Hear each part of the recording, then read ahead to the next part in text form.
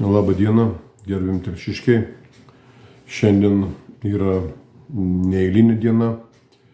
Šiandien Telšių rajono savivaldybė pasirašė bendradarbiavimo sutartį su žydais, žydų miestelio meru, mūsų meras, tų miestelių meras. Draugausim, turim naujų draugų. Žydai atvažiavo į Telšius. Tai yra gera žinia, nes iš Telšių bėga žmonės. Išbėga jau trečdalį gyventojų mes praradom, nes nesugebėjom mes jų sulaikyti, tų žmonių nesugebėjom suinteresuoti čia gyventi.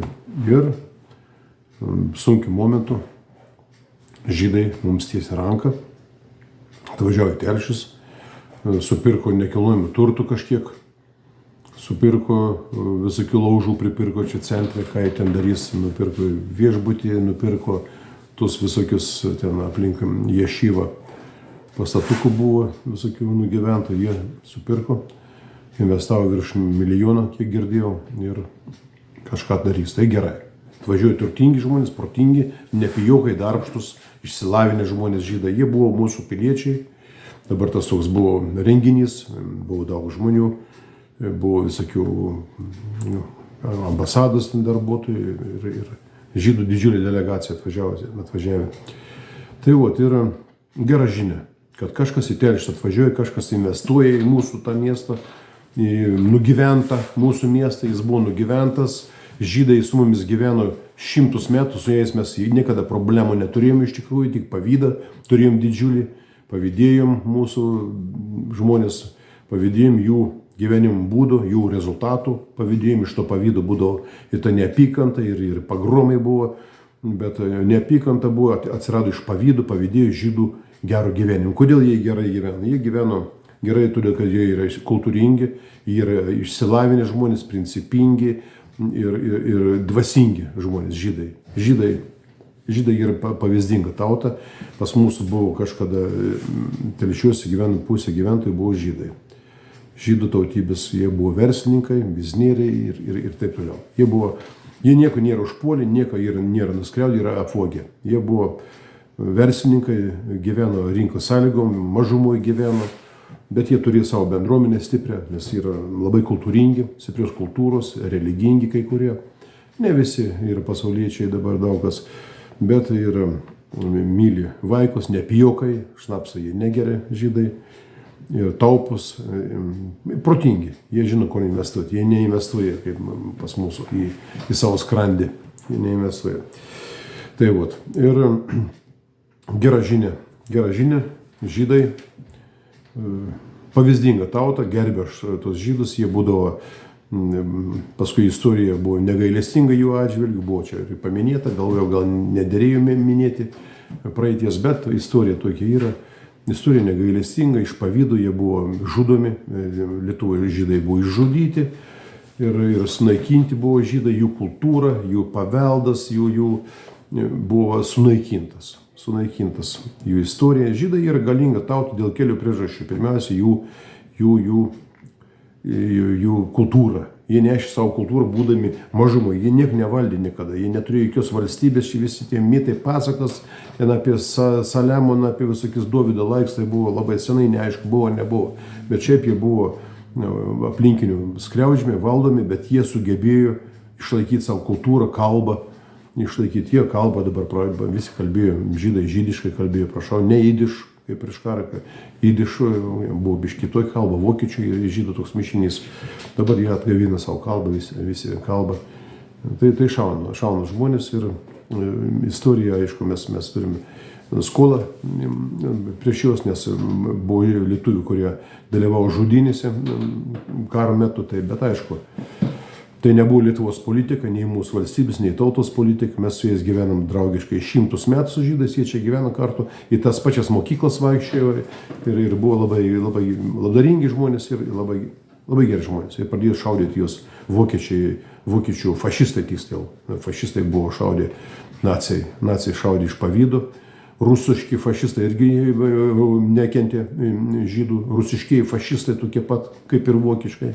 Jie irgi represavo 40 metais, būtų atsidūrę tai visi žydai Sibire ir daug buvo išvežta į Sibirą, nes jie buvo pasiturintis, jie buvo inteligentiški, inteligentai buvo visi represuoti rusų, komunistų, fašistų tų. O paskui atėjo vokiečiai, tie iš vis vokiečių nacijai pradėjo šaudyti. Lietuviai dalyvavo holokauste, šaudė, bet tai nebuvo lietuviai. Aš neskaitau jos, jie neturėjo nei tautybės, nei tie, kurie šaudė žydus, kaimynus šaudė. Mes su jais gyvenom, tai pačiai gatvėje, jie paskui, kas šaudė, normalus nieks nešaudė. Visokie bomžai tokie šaudė.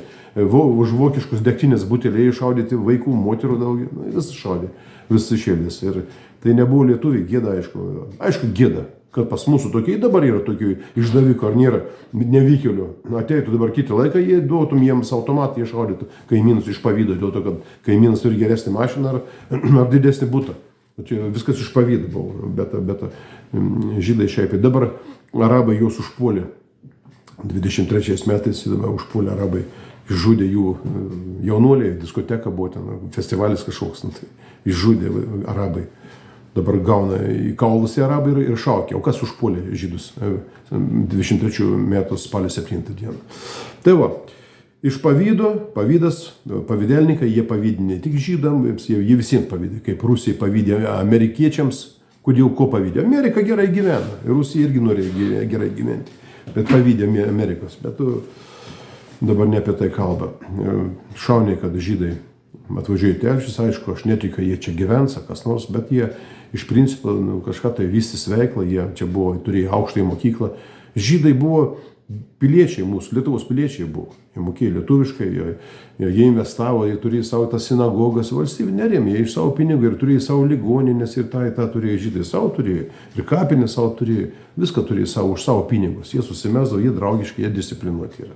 Tai va, gera žinia, o tie, kas nemėgsta žydų, jie nieko nemėgsta. Jie nemėgsta ir lietuvių nemėgsta, jie nemėgsta nieko, nemėgsta. Nes yra tie, kurie nemėgsta žydų, tai yra ir nevykėliai, absoliutus nevykėliai. Pažiūrėkite, tų žmonės, kas nemėgsta žydų, tas ir nevykėlis. Pasižiūrėkite, tie yra nevykėliai. O žydai yra vykėliai. Jų pasaulyje nėra daug, 20 milijonų per visą pasaulį surinkė įsibarsi, bet visi žino žydus. Visi žino žydus, visi gerai atsiliepia, jie yra verslininkai, jie protingi, nes į mokyklą eidavo, mergaitės į mokyklą žydų. Lietuviai nelabai leisdavo mergaitės į mokyklą. Kam reikia, ištekės ir nereikia, o jie leisdavo. Žydai, nors pas juos irgi yra, ten tokie moteris yra, vyrų pasaulis ten irgi yra. Žiūrėk, sinagogoje atskirai būdavo moteris, vyrai, taip dominuoja vyrai, bet moteris nėra skriaudžiams, jos yra.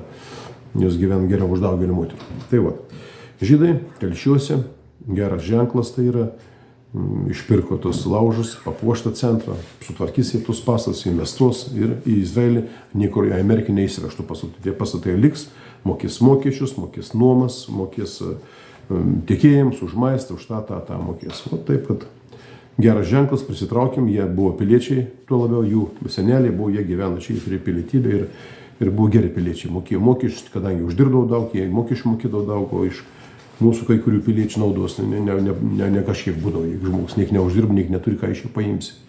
Tai va. Taip, kad geras ženklas. Iki pasimatymų.